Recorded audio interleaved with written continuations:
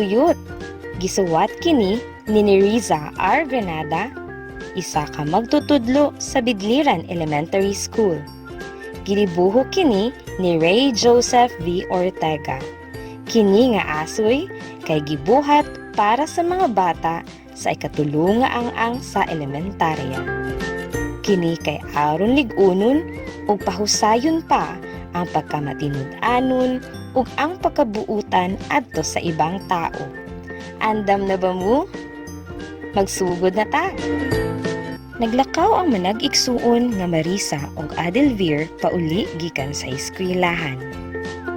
Nabantayan ni Marisa ang usa ka puyot sa tunga sa kalsada.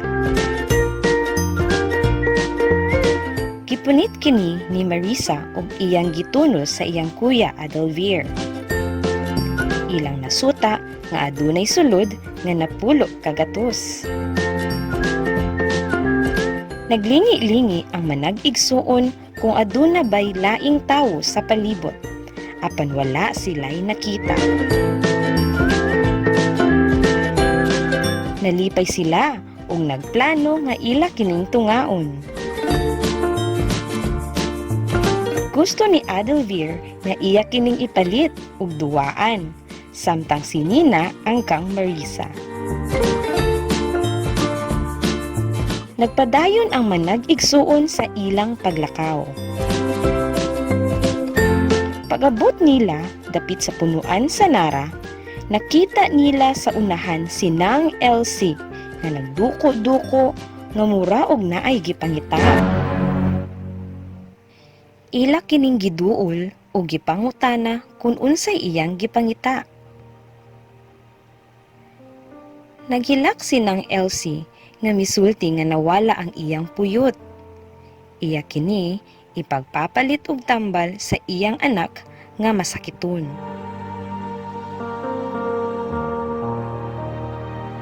Nakulbaan si Adelvir. Dili unta niya iuli ang maong puyot pero nakonsensya siya. Gikuha ni Adelvir ang puyot sa iyang bulsa. Iyang gisultian si Nang Elsie nga nakit-an nila ang puyot dito sa tunga sa kalsada dapit sa sagkaan.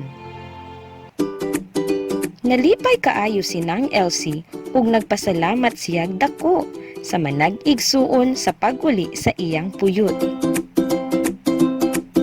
Malipayon nga nagunitay ug kamot ang manag-igsuon paingon sa ilang balay. Ug diri na human ang atong istorya. Mga bata, nasabtan ba ang atong asoy karon? Dali, atong tubagon ang mga pangutana. Una, unsa ang nabantayan ni Marisa sa tunga sa kalsada? Ikaduha, giuli ba nila ang puyot sa tag-iya? Ikatulo, kung ikaw makakita og puyot sa kalsada, unsay imo angay buhaton? Sakto ang inyong mga tubag. Dinhi na lamang takutob ug salamat sa pagpaminaw.